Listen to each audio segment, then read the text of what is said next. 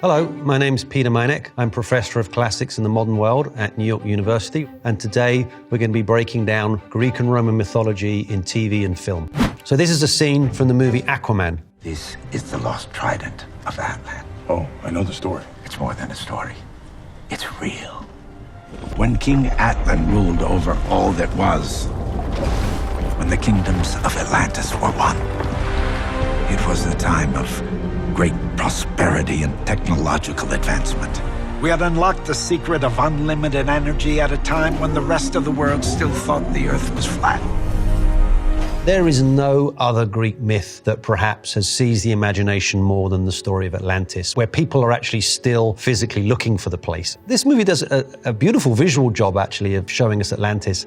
But the reality of Atlantis, it only exists in one place, and that is actually in the dialogues of the philosopher Plato from about 360 BCE, where he's basically having three of Socrates' friends talking about the ideal city to live in, this highly technological superstate that had a great navy. And in Plato's story, it attacks Athens, and it's Athens that actually defeats Atlantis. And then Poseidon is made angry, and he actually does destroy Atlantis, and it kind of falls beneath the sea. And everyone's been looking for it ever since. But clearly, it's a metaphorical story. But it does draw, I think, on some real things that were happening in antiquity, referencing the Phoenicians, who were great sea traders. It also might mention some of the North African peoples who were also trading and had large navies. I think you've got to see Athens and Greece in particular as being in the center of the Mediterranean. And, you know, a good 50% of the Mediterranean coastline is the coastline of Africa. So I actually think most Greek mythology connects the Greeks both with Africa and also with Mesopotamia. But I certainly don't think that a place called Atlantis ever actually exists in reality. But it's a great example of how myths work, right? You tell a great story and people will actually believe it. This next scene is from the movie Immortals.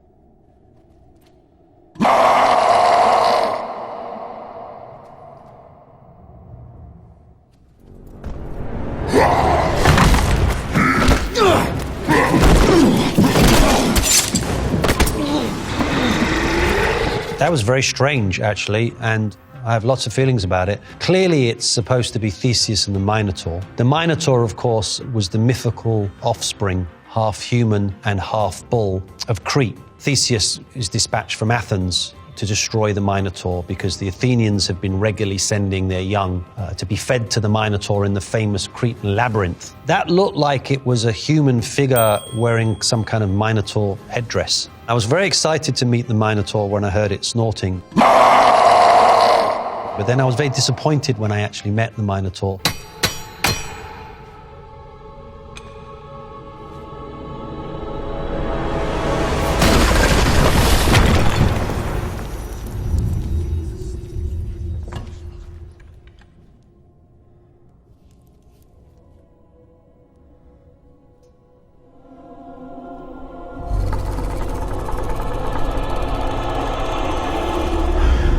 So this bow that he reveals from this rock is not attested in the Theseus myth. There is a story that Theseus, who grows up in Troezen and doesn't know his identity, does find his father's sword, which is embalmed in a rock. So maybe that's where the screenwriter is getting that idea. But Theseus is not traditionally associated with a bow. Hercules is associated with a bow. So I wonder if they're kind of conflating the two here, because the bow of Heracles is what has these magic arrows that never miss. The bow is a really interesting instrument in Greek mythology. Certainly in the classical period, fighting with a bow was considered as dirty fighting, like a sniper. You hide behind a rock, you pop out, you fire your arrow, and it was considered ignoble. Weapons in mythology always have great power. Most of these stories probably come up from the Bronze Age, what's called the kind of hero age, the age of aristocratic warriors. If you had enough money and wealth that you could afford bronze weapons, and you went against some guy with a pitchfork, you're going to win, right? Because you've got a bronze weapon, or you've got bronze armor. Guy you're fighting has just got a wooden club. So the weapon always has great talismanic power. Even today, if you talk to any warrior, you talk to any modern soldier, you know, they sleep with it, they clean it. It's absolutely everything. This next scene is from the movie Jason and the Argonauts.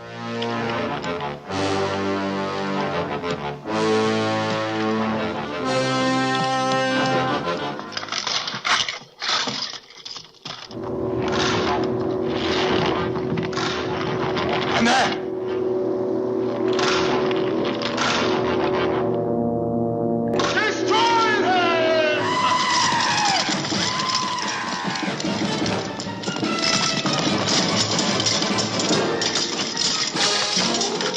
I think it's a really great retelling of the Jason and the Argonauts myth. The movie does a pretty good job, actually, of sticking to that. It changes the order of some of it. The story tells us that the king of Colchis has some of these teeth from the serpent or the dragon, depending on which version of the myth that you read. Those teeth are used and thrown into the ground, and they produce the sown men, the Spartoids. They're not described as skeletons in antiquity. They kind of come up as fully formed men ready to fight. The version of the myth that most people know, Jason takes a large rock and throws it in the middle of them, and they all start fighting each other, thinking that one of them has thrown a rock at the other one, and that enables Jason and Medea to get away.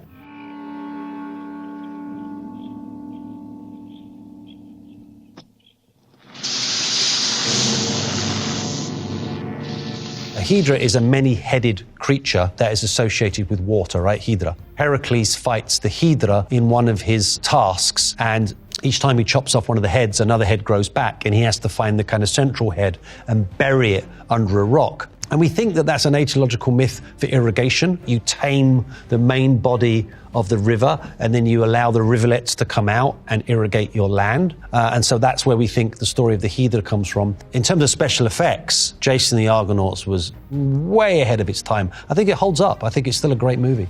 This next clip is a scene from the TV show Xena, Warrior Princess.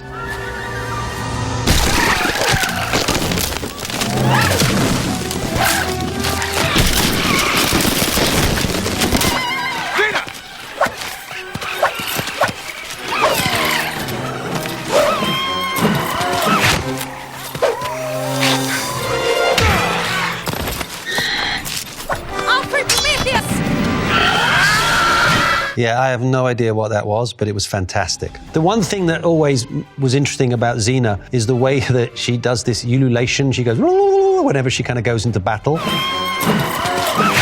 But actually, the women's ululation was a kind of sound of female power in Greek antiquity, and women would perform this thing in choral groups together, and it was a very powerful sound. So it's interesting that that kind of found its way into Xena. But there's the Amazon trope, the attributes of the Amazon fighter, and she's good at it, right? I mean, it's weird, and was that a pterodactyl in it? I don't know. And who are these guys coming out of these pods? I have absolutely no idea. I would not use the term accuracy at any point in Xena, Warrior Princess, but it doesn't matter because it's fantastic. This scene is from the movie Troy.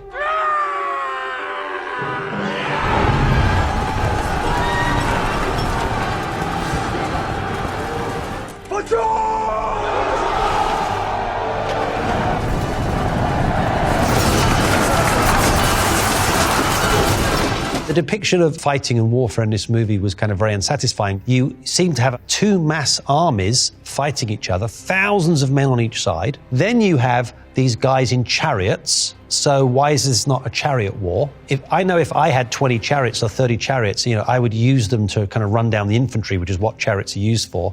But the chariots are used rather like kind of taxi services. They're like Ubers. They deliver the aristocrats to the battlefield, and then counterintuitively, they get out of the chariots, and then they have these one-on-one battles. There's really nowhere in Greece you can have a good chariot battle. You need a huge plain for that. What we think we get in the Iliad is a memory of ancient chariot warfare that comes from Africa or from Anatolia. But chariots were regarded as high status, so chariots get put in there. This next clip is from Percy Jackson's Sea of Monsters. 7 years ago, 4 of these children were headed to Camp Half-Blood, the only place on Earth that is safe for our kind.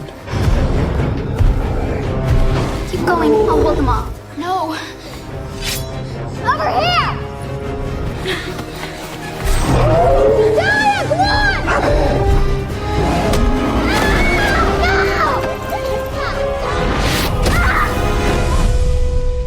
Her name was Talia, and she gave her life to save 3. Her father, Zeus, found another way for her to live. To ensure no one in Camp Half-Blood would die the same way. The barrier to protect them from those who lived for their death. So the Percy Jackson books and movies, they're very successful in their own right because they kind of transpose Greek mythic material onto kids' stories and stories about their anxieties about their identity and their parents and their behavior and their rites of passage. If I look at them as someone that studies mythology, I think they work really, really effectively. They're not that close to most stories of Greek mythology. But I think that's their success, actually. I think they've kind of broken the bonds of it and are telling their own stories, and you're kind of seeing everything through these kids. We do know, of course, that Achilles was educated by a centaur, Chiron, so there is this idea of going off into the wild to being educated. The Percy Jackson movie definitely adopts that. One of the things in this clip that isn't so obvious at the beginning, but is really powerful, is the idea of sacrifice. Thalia kind of sacrifices herself for the group, and the gods sort of look down on that. And actually sacrifice, particularly human sacrifice, is all over classical myth. We see, the sacrifice of Agamemnon's daughter Iphigenia to get good winds to sail on Troy, and also animal sacrifices to the gods. And so we see lots of these myths imbued with stories of sacrifice. And of course, contemporary world religions today also have their own images and myths. And one can think of Abraham and Isaac, the image of Jesus being crucified. So these things have come down to us, and you can see them operating here again, where this character Thalia is being sacrificed for the greater good of the group. Myths are the most relevant things because facts can be debated, interpreted and argued over, but if you tell a story to somebody, you're trying to communicate something important to that person. So when we study ancient myths and the reason they're told, we can actually learn a lot about that culture. We can learn a lot about ourselves as well by the myths that we have. We have a myth of the American dream. What does that mean? Our myths are as important as the myths are in antiquity.